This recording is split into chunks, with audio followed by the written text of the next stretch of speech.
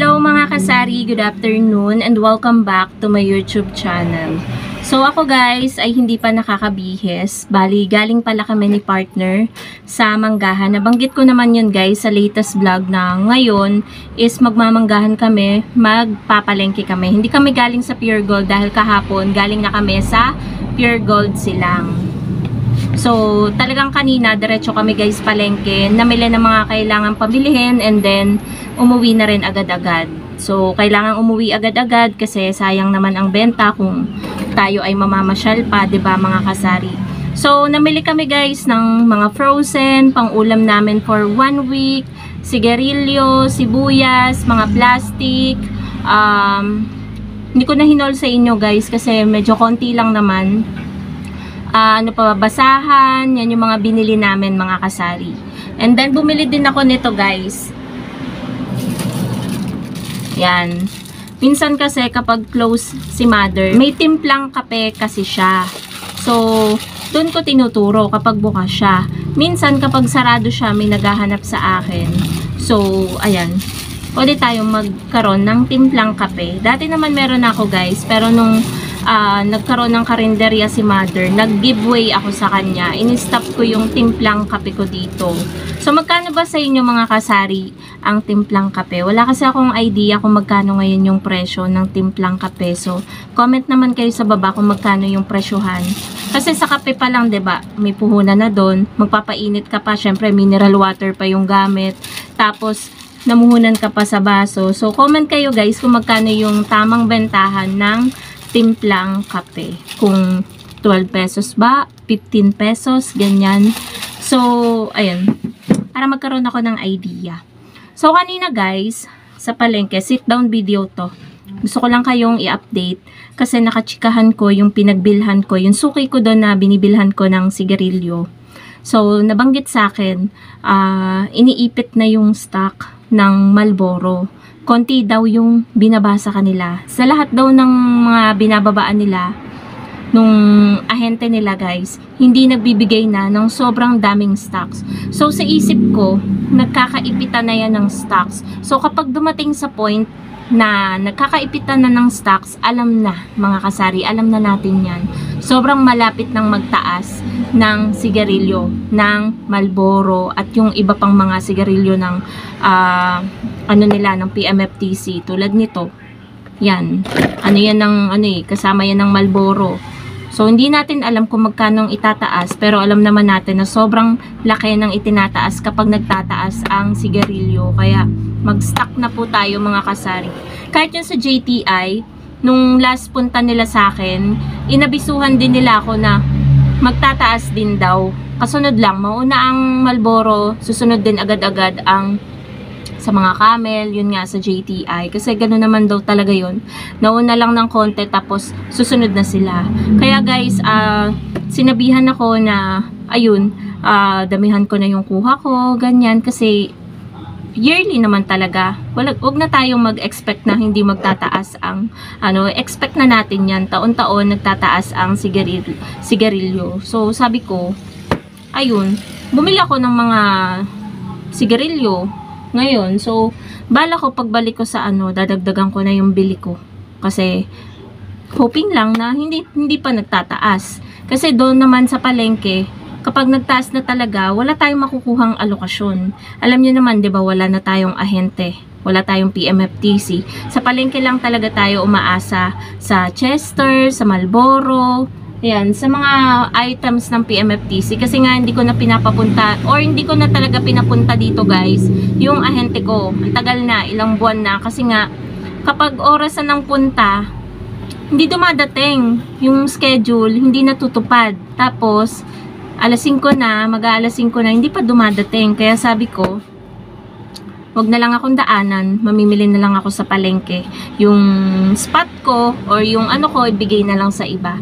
Kaya ayun guys, hindi ko na inano dito kasi ganun nga, kapag oras na ng punta, tuwing Wednesday yun dati. Hindi dumadating talaga mga kasari. Tapos sinasabi pa sa akin, inaantay ko, may pupuntahan akong iba, inaantay ko pa rin. Tapos ayun, nag-aantay ako sa wala. Kaya ayun, sabi ko, wag na lang nila akong puntahan. So, ayun nga mga kasari, hindi na rin ako nabigla kanina. Wala. Yung reaction ko nung sabi nung tindera. Kasi, nung nakaraan naman na-vlog ko na, diba? Na-update ko na kayo na magtataas. Basta ngayong year na to, tingin ko ano yan eh, mga first week ng, or last week ng November, first week ng December, yan magtataas. Tingin ko lang guys ha, hula ko lang. Kaya kailangan talaga natin na kung ano yung sa sigarilyo ng PMFTC na malakas sa tindahan natin, doon tayo guys magdagdag ng stocks. Kasi mabibigla talaga tayo. Tapos nga, ayun nga, buti kung may ahente po kayo, 'di ba? Tulad ko, wala akong ahente. Yung mga nasa looban pa ang ano na hindi naaabot ng ahente, yan talaga yung mga madadaling maigi, yung maaapektuhan. So, ayun guys, yung ganap ngayong araw ng Friday dito sa Sari-Sari Store. Sa frozen naman mga kasari, ang binili ko, hindi ko pa nga nare-repack yung longganisa. Bumili ako ng 1 kilo, yung kulay pula. Bumili ako ng 2 balot ng jumbo hotdog, tapos 1 balot ng TJ. Tapos bumili ako guys dahil labis ng 50 pesos. Yung dala ko, bumili ako ng 1 balot na hotdog na ganyan. Pantinda din yun. Kasi pera yun ng ano eh. So 48 yung puhunan, benta ko siya ng 55. 'Di ba? May 7 din ako sa 1 balot. Cheese dog na holiday. Marami na yung laman niya, siguro 10 na ganyang kaliliit. 1/4 siguro yun kasi ganyan guys. So, ako kasi guys, bilang isang tindera, sobrang madiskarte ako. Kapag alam ko na may naghahanap, bibili talaga ako niyan kapag pumunta na kami sa palengke. And at the same time, yung sipag ko, dinodoble ko pa rin guys. Yung sipag ko dito sa Sari-Sari Store. Kasi alam ko naman na yung ibang tindahan dito talaga, eto, masasabi ko lang guys, based on my observation, hindi talaga sila consistent sa pagbubukas ng kanilang tindahan. Yung isang tindahan dito, 1 week na ngayon. Yung malapit sa akin, 1 week nang sarado. Pero nababalitaan ko, diba, medyo chismosa, kahit hindi nalabas ng tindahan, may nasasagap. Bukas daw ay magbubukas ulit ng tindahan. Tapos yung dito, parang ngayong araw lang, 1 week din hindi nagtinda, parang ngayon lang nagbukas. So, ayun. Ako kasi guys, magsasara lang kami talaga ng tindahan, yung mamimili lang kami. Yan, kapag mamimili lang, nagsasara kami. Tapos, kapag sa closing na, yun, nagsasara kami syempre. Kailangan din nating magpahinga. So, yun lang naman mga kasari ang ganap. Makikita nyo yung ating tindahan, punong-puno. Ayan o, pakita ko sa inyo. Maraming laman ng ating Sari-Sari Store ngayon. Ayan. Syempre nga, 'di ba, halos araw-araw tayong namimili. Kailangan pa nating mas doblehin, triplehin ng sipag dahil magpapasko. Kailangan natin ng kaperahan and kailangan nating makaipon. Alam niyo naman, may mga inaanak din tayo. Inaanak ko guys, parang nasa 15. Yung inaanak ko, mga bata pa talaga. So, kailangan nating mabigyan ng aginaldo, syempre. Kapag Pasko is para sa atin is giving yan eh. Kahit tayo walang matanggap kasi alam niyo yun guys, yung nag-expect tayo kahit matanda na tayo, nag-expect tayo ng kahit simpleng regalo, maalala tayo, ganyan. Diba? Ang sarap sa feeling. Di lalo na yung mga bagets, yung mga bata kapag nakakatanggap sila ng simpleng regalo or ano, diba? Lalong mas masaya sila. So, yun lang naman guys ang ating vlog for today. Yan yung ganap ngayong araw ng Friday dito sa aking vlog. Dito sa ating tindahan. Ang ingay ng mga sasakyan dito.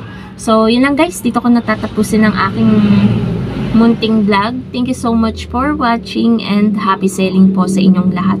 Gusto ko lang talaga kayong i-update mga kasari yung about sa sigarilyo. Lalong-lalo na sa mga sigarilyo ng PMFTC. So, ayun nga pati nga yung pa-promo nila na yung yung may libreng kape, wala na rin eh. Wala na rin guys, hindi na rin nag-ano kasi nga magtataas na. So, wala muna silang pa-promo or pa-freebies. Kaya yun, yung pinaka talaga bungad sa akin nung suki ko dun sa palengke is konti na lang yung ibinabasa kanila ng sigarilyo. So, it means na iniipit na yung stocks. Kasi yung stocks naman is mura pa nila yun na ano, 'di ba? Tapos kapag nagmahal na, new price na nila iaano, 'di ba? Kanya-kanya lang yan ng diskarte. So, yun lang mga kasari ang ating vlog for today. Thank you so much for watching and happy selling po sa inyong lahat. Bye guys!